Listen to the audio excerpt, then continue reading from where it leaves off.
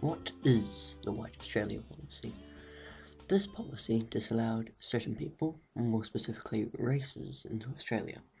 This policy began in 1901, and henceforth anybody who wanted to get into Australia first had to pass certain tests.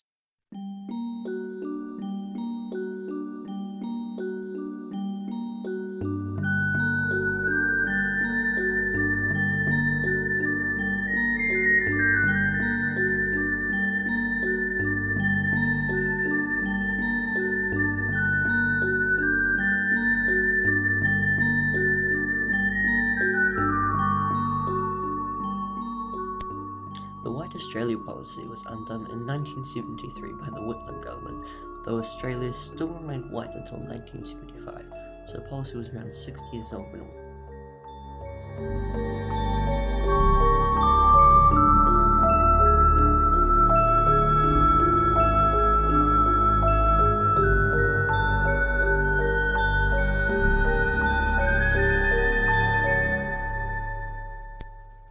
One cause for introducing the White Australia policy is that miners wanted gold from Australia, but the government wanted to keep it for the rest of Australia instead of allowing everyone else.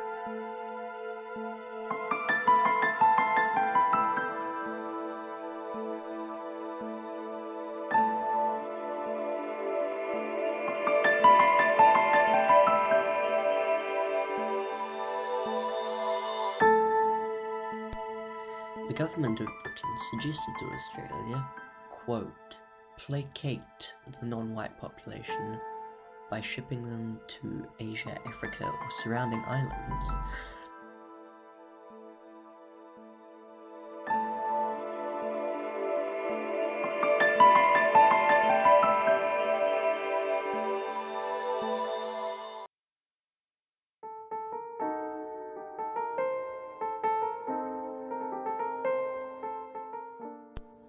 The colonial secretary in Britain had made it quite clear that a race-based immigration policy would run contrary to the general conceptions of equality which have been guiding the principle of British.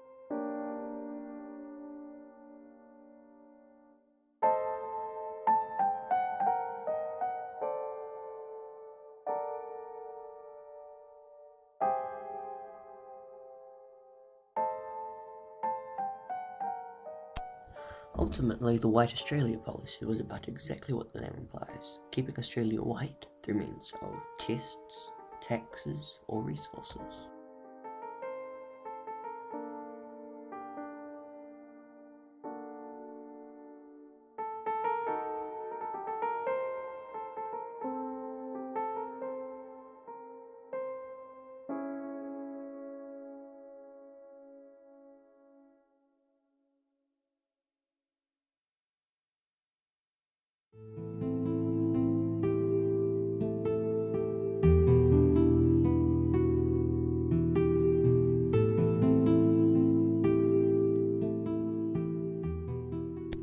The White Australia policy came about because people wanted Australian resources, which the government weren't willing to give away. Many Chinese people wanted gold and sold to Australia for it. These endeavours were traced all the way back to the 1850s.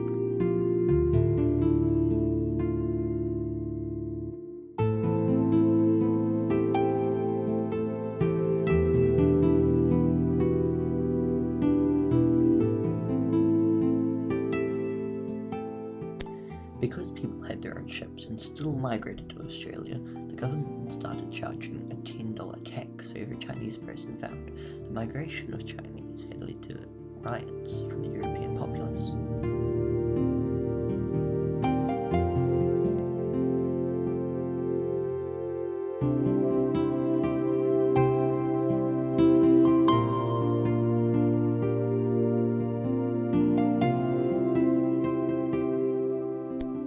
In 1861, New South Wales created laws to stop Chinese from coming to Australia. This was passed to Queensland in 1877 and eventually to Western Australia in 1886.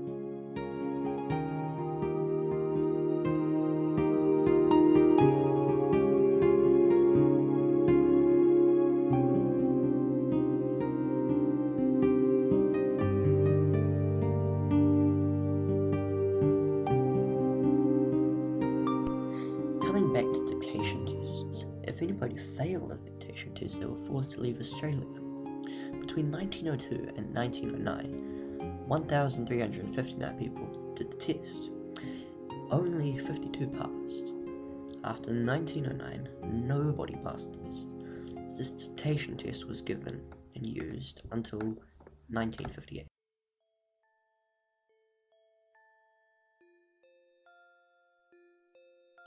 Originally, dictation tests were conducted specifically in English because the government realised that non-British citizens were learning languages. They changed the system so the test could be conducted in any European language. One man who knew a lot of languages was forced to complete testing.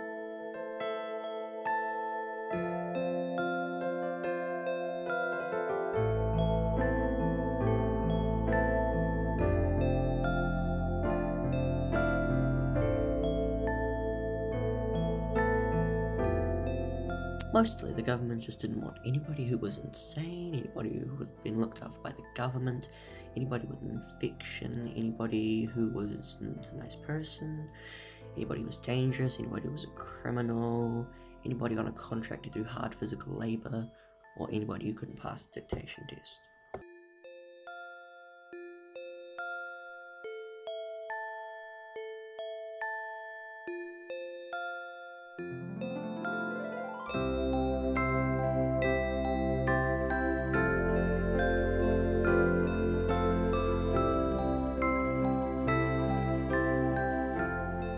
After World War II, Australia needed to repopulate their country fast. The decision was made to let non-British people into Australia to assist this process. From this event, a phrase was coined, populate or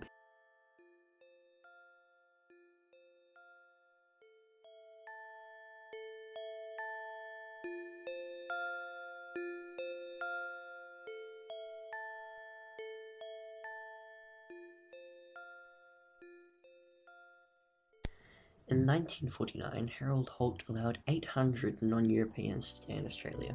This was the first step to ending white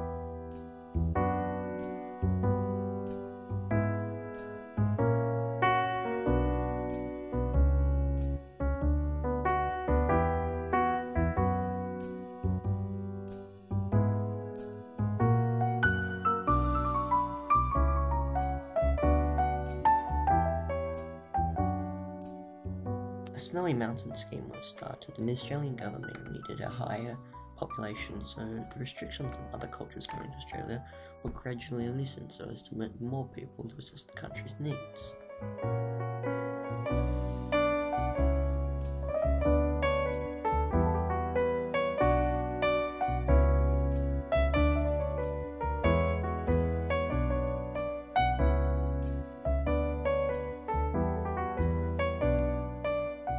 A new policy was made so that some temporary residents, not Europeans, stayed in Australia long enough they could become permanent residents. Because of this, annual non-European arrival arose from 743 per year to 2,696.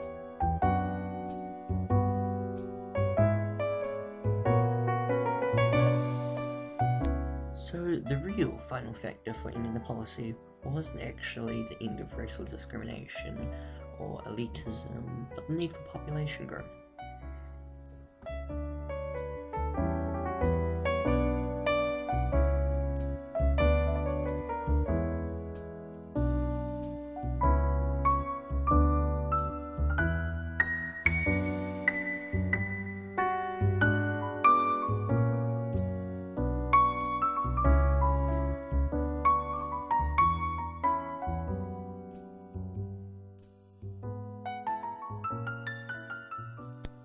This presentation was proudly brought to you by 9GI Productions.